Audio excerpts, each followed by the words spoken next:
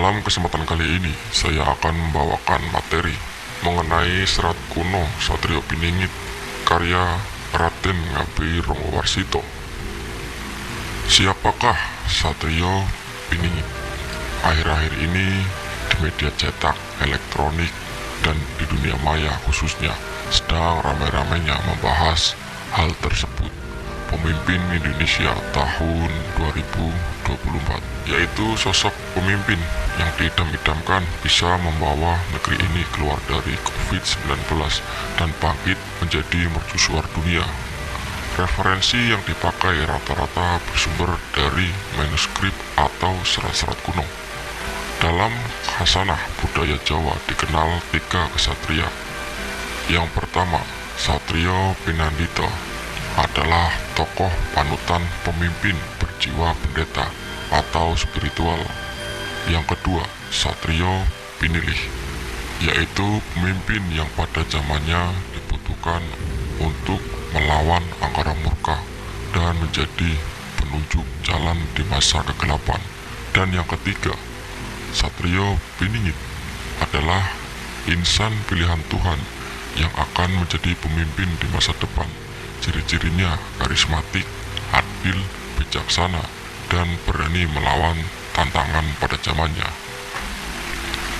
Dalam salah satu karyanya, Raden Ngabei Ronggowarsito menulis sebuah ramalan tentang sosok Satrio Piningit.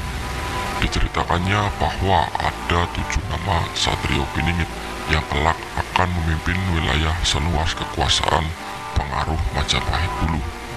7 nama itu antara lain: yang pertama, Satrio Ginunjoro Murwokuncoro; kedua, Satrio Mukti Wibowo Kesandung Kesampar; ketiga, Satrio Jinemput Sumulo Atur; keempat, Satrio Leno Topo Ngrame; kelima, Satrio Piningit Hamung Tuwu; ketujuh, Satrio Boyong Pembukaning Kapuro; dan yang terakhir ketujuh, Satrio Pinandito Sinisihan Wahyu. Meskipun dalam tulisan itu dicantumkan 7 nama Satrio Piningit, bisa jadi ketujuh nama itu tidak merujuk terhadap 7 orang yang berbeda. Meskipun ketujuh nama itu telah ramai ditafsirkan oleh banyak orang menjadi 7 orang yang berbeda-beda. Ketujuh nama satria yang diungkap oleh Ronggowarsito itu mengandung makna yang tersembunyi, karena seperti biasa, para bijak zaman dahulu tidak pernah mengungkap suatu pelajaran secara gamblang. Mungkin memang benar setiap zaman akan muncul seorang satria satu persatu seperti yang telah diramalkan. Namun terasa ada yang tidak pas, karena dengan begitu, setelah ketujuh satria telah merampungkan tugasnya, maka kita akan kehilangan sosok yang bisa menjadi pemimpin Nusantara ini. Jadi ada baiknya kita coba menafsirkan ketujuh satria itu sebagai satu karakter yang utuh, tidak terpisah-pisah. Yang pertama, Satria Ginunjoro Murwokuncoro dilambangkan sebagai Satrio Ginunjoro, yang artinya adalah seorang yang berwatak kesatria, namun dalam proses kematangannya ia seperti di penjara, dalam arti disembunyikan oleh sang waktu, bukan bersembunyi, hingga akhirnya sang waktu mengizinkan ia keluar. Maka ia akan keluar dan membawa Nusantara Murwokuncoro terkenal di seluruh jagat. Kedua, Satrio Mukti Wibowo Kesandung Kesampar. Mukti Wibowo artinya mulia dan berwibawa.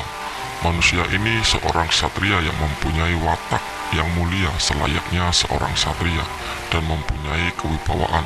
Namun selama masa Ginunjoro, ia sering kesandung kesampar, artinya selalu ada yang berusaha menjegal jalannya. Ketiga, Satrio Jinemput Sumulo Atur. Jinemput mempunyai arti terambil dari tangan masyarakat untuk ikut Sumulo Atur, membantu memperbaiki kehidupan seluruh rakyat Nusantara. Mengapa memakai istilah Jinemput?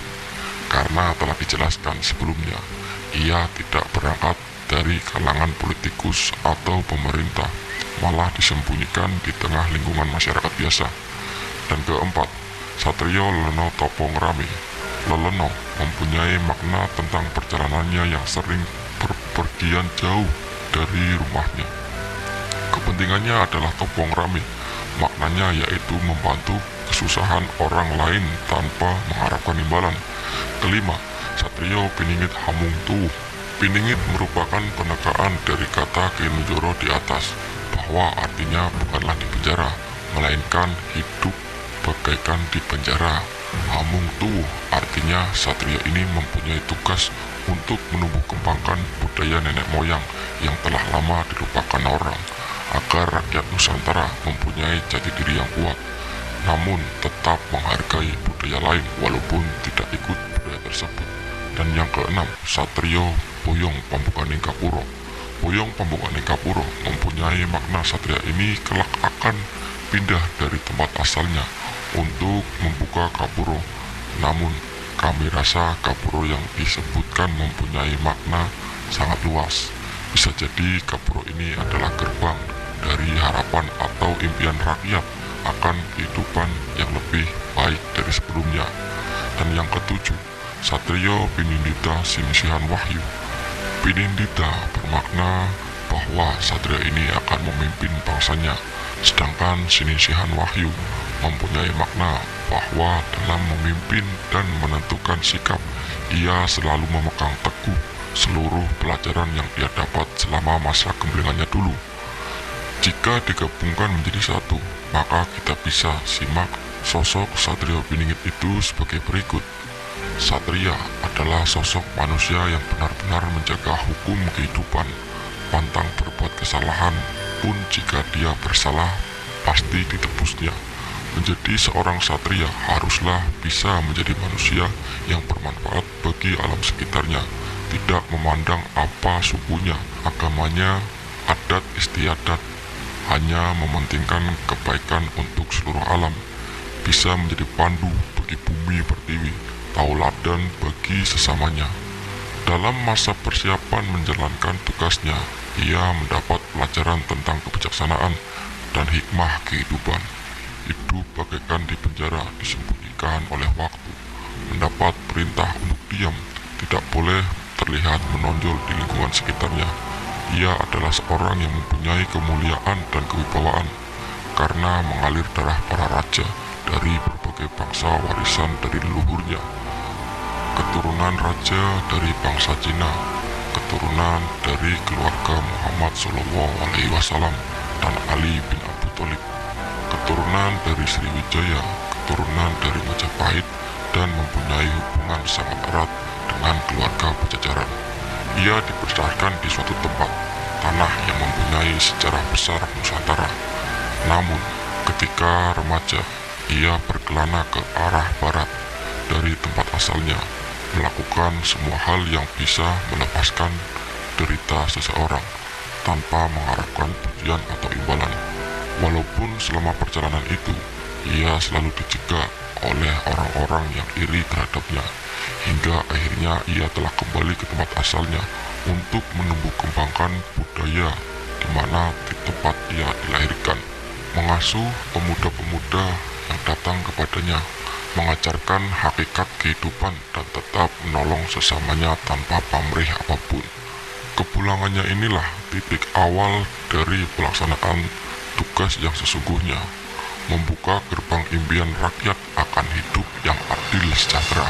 Dalam melaksanakan tugasnya, ia selalu berpedoman pada kebijaksanaan, tidak mau membeda-bedakan sesama, karena semua adalah makhluk Gusti Sang Maha Pencipta. Lepas sudah semua atribut golongan-golongan selama ia melaksanakan tugas untuk memakmurkan masyarakat di sekitarnya, kelak keberhasilannya bersama dengan kegagalan pemerintah negara. Tidak ada yang menyangkal bahwa apa yang telah dikerjakan sang satria telah membuka hati rakyat. Satria yang telah lama dinantikan telah hadir membawa bukti bahwa dia telah berhasil memakmurkan rakyat sekitarnya ketika pemerintah gagal menyelamatkan negara. Dia yang akhirnya memimpin negara, membawanya terkenal ke seluruh jagat.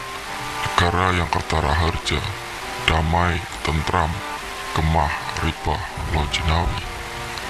Sumber lainnya adalah Jangka Jayabaya, Uga Wangsit Siliwangi, dan beberapa naskah karangan dari Raja-Raja Majapahit. Benarkah secara pribadi Satrio Piningit ini ada? Saya sendiri tidak membantahnya. Suatu saat negeri ini pasti akan dipimpin oleh seorang yang benar-benar mempunyai sifat hambek utama, adil, pramarta, dan berbudi bawa laksana. Tentu saja kita berharap masa itu segera tiba. Namun sebelumnya, marilah kita urai sedikit demi sedikit benang-benang ramalan itu satu persatu. Menurut pemikiran saya yang masih awam ini, Satrio Piningit bukanlah hanya mengacu pada satu sosok pribadi saja. Namun ini bisa diartikan gambaran sebuah zaman di mana spiritual akan mewarnai kehidupan negeri ini, bukan liberalisme, komunisme, atau kapitalisme, ataupun fanatisme agama. Dalam serat-serat kuno tersebut disebutkan tentang kode-kode goib yang akan menandai kemunculan zaman ini. Misalnya, Bocah Angon, Trisula Trinici Suci, Gunung Merapi meletus, Sabdo Palon, tumbal-tumbal perkasaan, dan lain sebagainya. Apakah kode-kode tersebut akan kita terima mentah begitu saja? Tentu saja tidak. Kita harus jeli tentang bahasa seloka ini. Semua ini bahasa kiasan, di mana sudah menjadi tradisi bagi orang-orang Jawa dalam menyampaikan sesuatu kepada orang lain. Lalu, apakah tafsir Satrio Piningit pada diri kita sendiri? Satrio Piningit adalah roh atau roh kita. Cobalah kita jujur pada diri kita sendiri. Bangsa ini telah berabad-abad dijajah secara fisik maupun fahamnya, falsafah hidup, budaya, dan lain-lain, di mana terutama pada zaman Orde Baru, nafsu angkara murka telah mengobrak-abrik negeri ini. Sampai detik ini, sudah berapa persenkah penduduk negeri ini yang telah berusaha memberdayakan roh dalam hidupnya? Tentu saja sangat sedikit. Terbukti masih banyak penyelewengan-penyelewengan yang dilakukan oleh pemimpin kita, baik itu kejahatan dalam birokrasi maupun kejahatan kemanusiaan. Juga dari lapis yang paling bawah masih banyak terjadi pembunuhan secara sadis, perampokan, pemerkosaan, dan lain sebagainya. Lalu apakah yang dimaksud dengan Budak Angon, Gunung Meletus, Trisula Bercadik, dan lain-lain? Mari kita kupas sedikit demi sedikit. Bocah Angon, sebenarnya kita di dunia ini adalah para penggembala, yaitu penggembala diri kita sendiri. Kita harus bertanggung jawab tentang penggembaraan kita di dunia ini. Kita harus bisa menggembalakan, bahasa Jawanya Angon atau Ngangon, nafsu kita. Kita harus bisa menundukkan nafsu-nafsu yang buruk, kemudian tunduk di bawah perintah sang roh melalui pikiran yang telah jernih. Pada hakikatnya, hidup ini adalah angon atau menggembalakan tubuh ini, pikiran ini, nafsu ini, dan lain-lain. Lalu, apakah yang dimaksud dengan gunung-gunung yang akan meletus? Gunung adalah simbol pola pikir atau alam pikir yang ada dalam kepala manusia. Gunung adalah bagian bumi yang paling tinggi atau di atas. Pada manusia, bagian teratas adalah kepala, yang di dalamnya terdapat sang otak yang akan melahirkan pikiran-pikiran atau ide-ide yang positif maupun negatif. Di dalam salah satu serat diceritakan Gunung Merapi akan meletus dan mengeluarkan bau anyir bacin. Itulah simbol kekotoran pikiran. Menurut kacamata saya, akan segera ada kesadaran nasional di mana dogma, radikalisme, fanatisme yang mewarnai cara berpikir bangsa kita ini akan mengalami revolusi secara besar-besaran. Tanda-tanda itu akan ditandai dengan sangkala atau korining langit binuko ing metro. Tahun ini menandai proses bergantinya tatanan zaman anyar atau baru. Lalu apakah kesadaran secara global itu tanda-tandanya sudah mulai kelihatan? Beberapa tahun yang lalu ada tim sempat menyurvei ke desa-desa dan kota-kota. Ternyata sekarang orang-orang tidak nyaman mengikuti ajaran agama yang bersifat dogmatis. Mereka mulai mempelajari dan berusaha memperdalam dunia tasawuf, sufi, kebatinan, kejawen dan ajaran-ajaran yang lebih menuntut laku atau tarekat dan mengedepankan perbaikan akhlak atau keluhuran budi. Lalu siapakah yang disebut dalam ramalan Sabda Balon akan dijadikan makanan jin, setan, perkasaan? Tentu saja mereka-mereka yang dalam hidupnya hanya mementingkan hawa nafsunya, mereka yang akan termakan oleh setan yang ada di dalam dirinya sendiri. Karena menjelang kemunculan Sang Satrio Piningit, alam akan berproses secara hebat untuk menuju zaman. Mulai alam akan mengeluarkan dan menyingkirkan kotorannya. Jadi jelas, siapapun manusia yang tidak mau menyadarkan hidupnya kepada Sang Khalik akan tergerus oleh zaman. Mereka akan tersingkir baik secara fisik maupun pahamnya. Seyogyanya sebagai manusia-manusia yang senantiasa mencari keutamaan hidup atau mupati keutamaan, kita tidak usah terlalu meributkan siapa yang akan tampil sebagai Satrio Piningit secara pribadi atau tokoh yang akan memimpin bangsa ini. Marilah kita berjuang supaya bisa menjadi satria-satria Piningit buat diri kita sendiri, keluarga, dan lingkungan sekitar. Syukur-syukur bisa ikut campur menciptakan Satrio Piningit dari diri sekitar kita, kecil apapun, secara pribadi atau tokoh yang akan memimpin bangsa ini. Marilah kita berjuang supaya bisa menjadi satria-satria Piningit buat diri kita sendiri, keluarga, dan lingkungan sekitar. Syukur-syukur bisa ikut menciptakan satria-satria Piningit dari diri sekitar kita, sekecil apapun andil kita untuk ikut mengembangkan kesadaran spiritual akan sangat berarti bagi perkembangan bangsa ini menuju ke Nusantara yang kemah haripa lojinawi ayom ayem toto titi tentrem kerto raharjo.